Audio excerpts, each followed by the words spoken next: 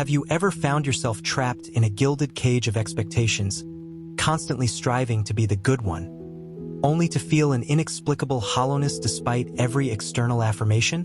It's a silent ache, a whisper of dissatisfaction beneath the applause, a sense that something fundamental is missing even when you've done everything right. This insidious pattern often begins subtly, woven into the very fabric of our earliest interactions, where approval becomes the currency of love and acceptance. We learn, often unconsciously, to perform for validation, to silence our authentic voice in favor of a more palatable, agreeable persona. This quest for external approval, for the elusive feeling of being good enough, can become a lifelong burden, manifesting in relationships where we constantly give, expecting little in return, or in careers where we chase perfection, yet never quite feel accomplished. Alara was such a soul, a woman whose life had been meticulously sculpted by the desire to be faultless.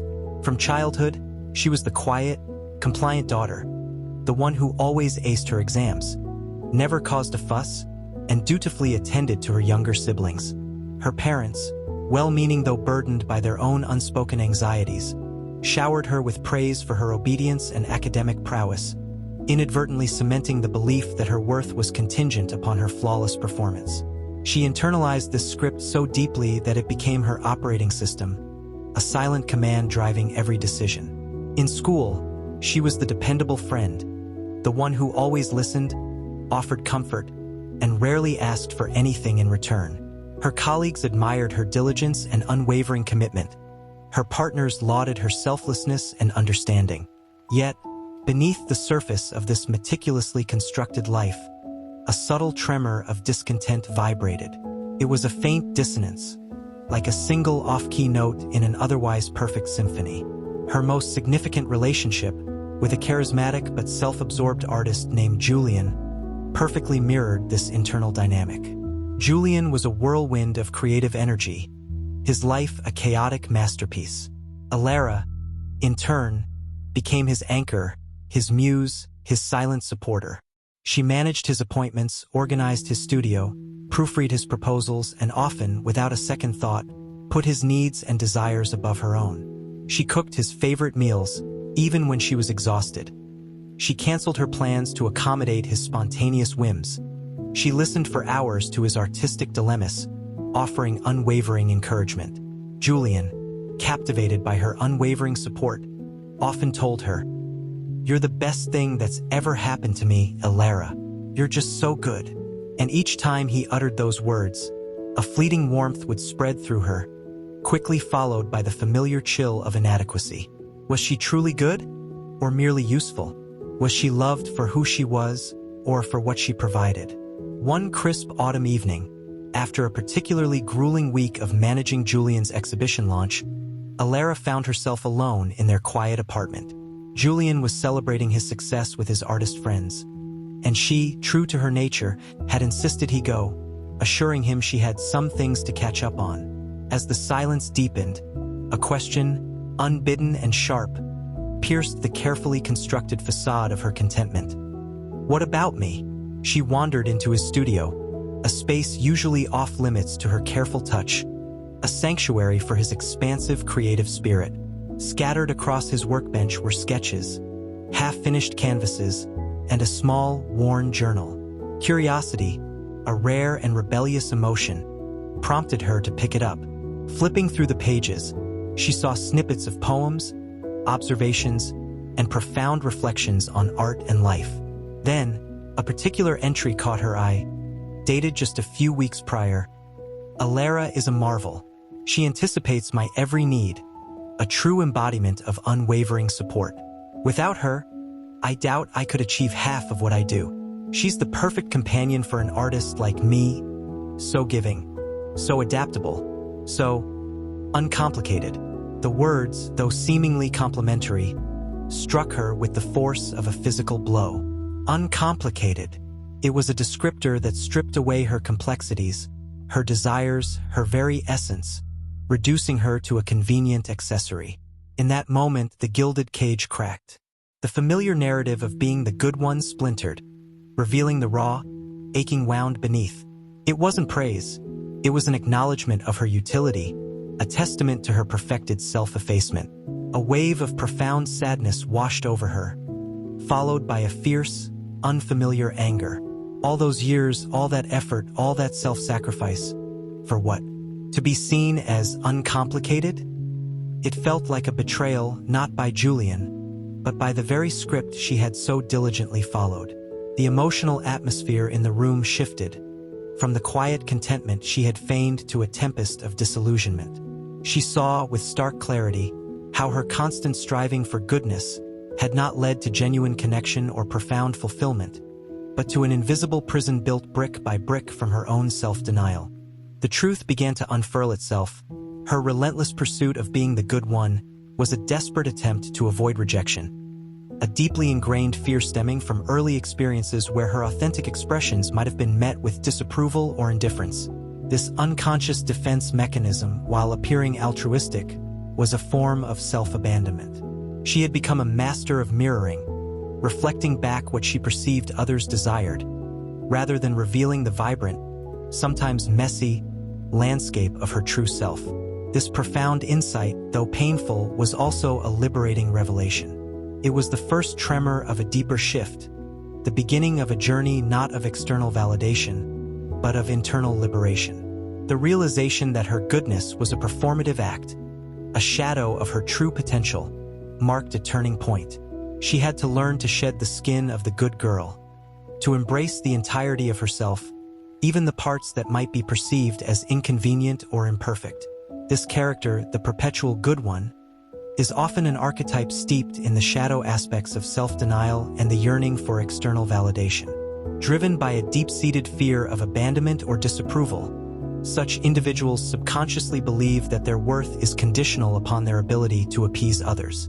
This often leads to an underdeveloped sense of self, as their true desires and boundaries are constantly suppressed. The theme here is the peril of performative altruism and the quest for genuine self-worth.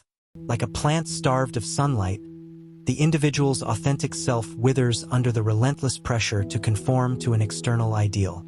To break free from this cycle, you must embark on a journey of individuation, a Jungian concept emphasizing the process of becoming a whole, integrated self.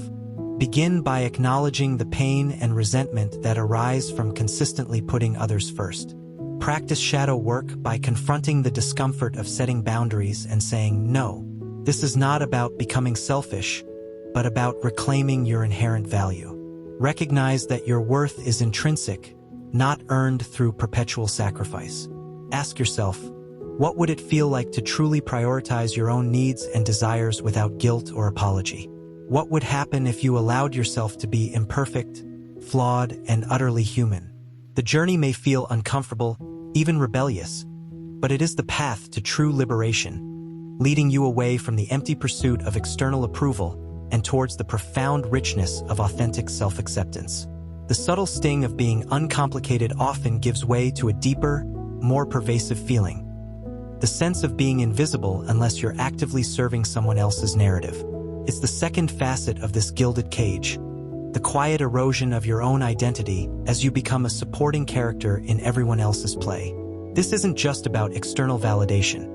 It's about the very core of who you believe yourself to be, a belief subtly shaped by the echoes of early experiences where your own needs might have been consistently overlooked. How many times have you felt like a mere reflection, rather than a vibrant, independent light? Consider the profound wisdom of Carl Rogers, a pioneer in humanistic psychology, who spoke extensively about the concept of the real self versus the ideal self. Rogers posited that much psychological distress arises from a significant discrepancy between who we truly are, our real self, and who we believe we should be, our ideal self, often shaped by societal expectations and the desire for positive regard from others. When you constantly strive to be the good one, you are, in essence, trying to embody an ideal self that is primarily defined by its utility and agreeableness to others. This process inevitably leads to the suppression of your real self, your authentic desires, your unfiltered emotions, your unique quirks, and even your healthy aggression. Imagine a delicate, blossoming flower, its petals eager to unfurl in the sunlight. Now imagine that flower constantly pruning itself, twisting its stems, and altering its bloom to fit into a predefined, rigid vase. That is the experience of the individual who sacrifices their real self on the altar of being good. They become expert chameleons, adapting their colors to match the emotional landscape of those around them. This constant self-editing is an exhausting performance, leading to a profound sense of fatigue and a nagging emptiness. The laughter you offer might feel hollow, the support you extend, transactional. Inside, a quiet despair builds because at the heart of it, you're not truly being seen for who you are, but for the role you play. This phenomenon is profoundly influenced by early developmental stages, echoing the work of Erik Erikson. If, during the critical stages of autonomy versus shame and doubt, ages 1 to 3, or initiative versus guilt, ages 3 to 5, a child's attempts at self-expression or independent action are consistently met with disapproval, criticism, or withdrawal of affection, they learn to associate their authentic self with negative consequences. They begin to internalize the message that to be loved and accepted, they must suppress their genuine impulses and conform to an external standard of goodness. This creates a deep-seated pattern, a well-worn neural pathway that, in adulthood, manifests as an overwhelming need for external validation and a fear of asserting their true self. The ego, in its protective function, creates a highly polished persona, the good one, to navigate the world, believing this to be the only safe way to secure connection. This creates a self-perpetuating cycle. The more you become the good one, the less your real self is acknowledged, and the more deeply ingrained the belief becomes that your authentic self is not enough, or worse, unlovable. This isn't a conscious choice. It's an implicit agreement you've made with the world, born out of a desire for belonging and safety. The internal dialogue might sound like, if I just try harder, if I am just a little more agreeable, if I give a little more, then surely I will finally feel truly valued. But the truth is, this endless striving only pushes genuine connection further away. For how can another truly connect with you when you are not presenting your whole self? The animus/animus concept, a cornerstone of Jungian psychology, also sheds light on this dynamic. For a woman, the animus represents the masculine principle within, encompassing traits like assertion, logic, and independent thought. When a woman constantly suppresses her own needs and desires to embody the good one, she often neglects or even actively represses her animus. This can manifest as difficulty in setting boundaries, an inability to assert her opinions, or a tendency to defer to others, particularly male figures, in decision-making. The imbalance creates an internal tension, a feeling of being ungrounded or incomplete, because a vital part of her psychological makeup is being denied expression. This suppression doesn't make the animus disappear. Instead, it might project onto others, causing her to admire or even resent those who embody the assertive qualities she denies in herself. Or it can manifest in internal conflict, a silent battle between the suppressed authentic self and the agreeable persona. This constant performance of goodness also makes an individual highly susceptible to ego projection. Others, seeing your consistent agreeableness and self-sacrifice, may project their own unacknowledged needs or desires onto you, unconsciously expecting you to fulfill them. They may see you as a limitless well of patience, understanding, or resources because you have, through your actions, presented yourself as such. This isn't malicious on their part, but a natural consequence of the dynamic you've inadvertently established. And when you finally reach your limit, when the well runs dry, their surprise or even anger at your newfound boundaries can be profoundly painful, reinforcing the original fear of not being good enough. It feels like a confirmation of your deepest anxieties. See, when I stop being the good one, I am met with displeasure. This creates a formidable barrier to authentic connection and true intimacy. This character, entangled in the pervasive need to be good, is often trapped in a cycle of unconscious self-sabotage, a psychological dance where the fear of rejection outweighs the desire for authentic expression. Their primary archetype shifts from the innocent, striving child to the martyr, constantly sacrificing their own well-being in the hope of earning love and acceptance. The underlying theme is the tyranny of the shoulds and the profound impact of unmet childhood needs on adult relational patterns. To break free, You must begin to dismantle the internalized narrative that your worth is tied to your usefulness to others. This demands a courageous exploration of your deepest fears, particularly the fear of being truly seen, flaws and all. Embrace the wisdom of Stoicism, not in its rigid suppression of emotion, but in its emphasis on discerning what is within your control. You cannot control others' perceptions, but you can control your own actions and boundaries. Begin by practicing small acts of self-assertion. Express a differing opinion, decline an invitation without a lengthy excuse. Prioritize a personal need over another's immediate request. This is not about becoming adversarial, but about slowly, gently reclaiming your own psychological territory.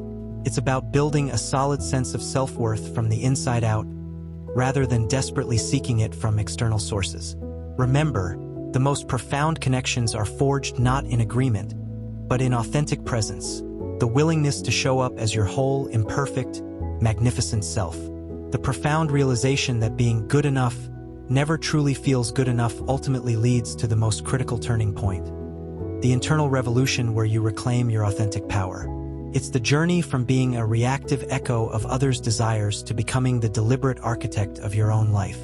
This isn't a sudden, dramatic transformation, but a gradual, courageous unfolding of the self that has long been suppressed. It's about dismantling the external locus of control and anchoring yourself firmly in your own internal compass. This internal revolution finds profound resonance in the principles of Albert Bandura's social learning theory, particularly his emphasis on self-efficacy. Bandura argued that our belief in our ability to succeed in specific situations or accomplish a task, our self-efficacy, plays a crucial role in determining our motivation, behavior, and emotional well-being. When you constantly prioritize being the good one for external validation, you inadvertently diminish your own sense of self-efficacy. You believe your peace and happiness are dependent on others' approval, rather than on your own capabilities and choices. This creates a reliance on external reinforcement, making you vulnerable to the shifting sands of others' opinions. The true liberation begins when you consciously start building internal self-efficacy, not by achieving perfection, but by daring to be imperfect, by setting boundaries, and by prioritizing your own needs, even if it causes discomfort in others. Consider the story of Anya, a woman who, like Alara, had spent decades meticulously crafting a life of selfless devotion. She was the family caretaker, the dependable friend, the tireless volunteer. Her home was always open, her advice always dispensed, her shoulder always available. She was universally praised for her generosity and warmth, yet she felt a persistent, icy solitude within. Her energy was constantly drained, her spirit dulled by the relentless demands she placed upon herself to be everything to everyone. The good one persona had become a suffocating shroud. One ordinary Tuesday, an unexpected event became a catalyst for Anya's profound internal shift.